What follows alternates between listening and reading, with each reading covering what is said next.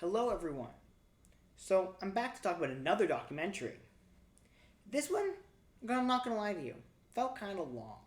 However, that didn't take away from how these kind of interesting ideas which this documentary kind of created. So this documentary focused, and it's called Innocence. This documentary focused on the story behind war and how stories can be used to legitimize the use of force and going to war. It explored this by looking at children in Israel who refused to enlist but end up giving in. Like initially refused to enlist, didn't want to enlist, but then ended up giving in due to um, due to I guess like societal pressure and stories and all this other stuff, right? And this is told through the narration of their diaries and because they all died in service, so they obviously can't actually actively be a part of the documentary. Um, and obviously they never had their stories told either. Now, this is obviously a very serious documentary. It's not funny like some of the other ones, and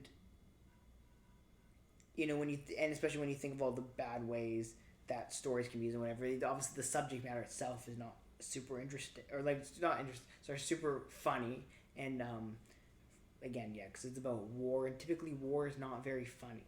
Um, and again, some of the stuff in this, like the words from their diaries, was heartbreaking, and it was just very emotional kind of. I think they really tried to emphasize that kind of emotion and kind of the pain that war causes, and kind of be not even just the conflict, but just being essentially forced to go to war when you clearly don't want to, and you have these other plans and dreams and ideas, right? And they kind of all get pushed away because you're kind of again forced to go to war. So I think that was a very interesting. It wasn't like the horrors of war itself in terms of the actual consequences of war. It was more about the kind of what about those people who go to war, right? Who kind of never wanted to fight and don't really want to fight still, but have to fight because that's what they have to do, right? That's kind of what they're expected to do.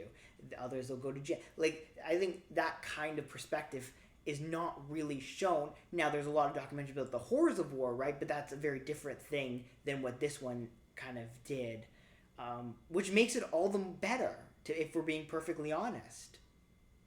And I think that's something which, again, when you talk about kind of the way they kind of built up the school indoctrination or like quote unquote indoctrination and all the like family members and the legal ramifications and all this other stuff of saying no, right? It's kind of like like they're asking these kids, and one of the examples in this movie or this documentary is they ask these kids, why would you serve? And essentially they're kind of pressing the answer should be pride of your country, right? And pride of your people. And so like they're kind of compromised. Some of these kids compromises are like, okay, I'm gonna go, but I'm not really gonna be loyal because I don't really believe in this government and what they're going to war, right, for. So I think that's kind of interesting because again, you generally get a lot about the horrors of war and how bad war is, especially for bystanders and people not involved. But you never really get, hey, what about those people who we maybe see as maybe good guys or bad guys, but what about them? Like, do they want to even be there? Like, are they just, oh yeah, we're just gonna go fight because that's what we want to do, or is it kind of more of a pressure thing? And how does that even extend to other countries? Because you could probably think about this in terms of how do other countries kind of get people to want to enlist in the army, right? Is it out of a sense of obligation, or is it more of a, you know, or will I guess more open and willing choice rather than like indoctrination kind of throughout the years and then kind of a forced kind of path to that.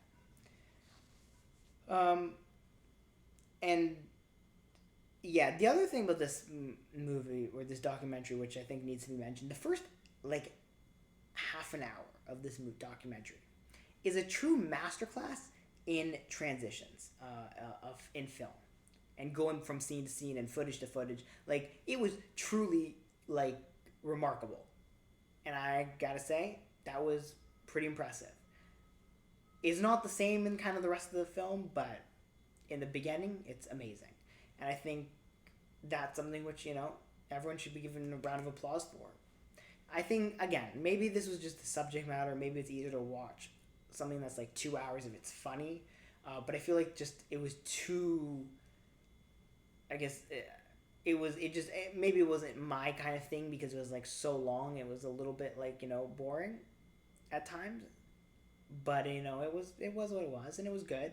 And it didn't take away from kind of the story, and it didn't take away from the.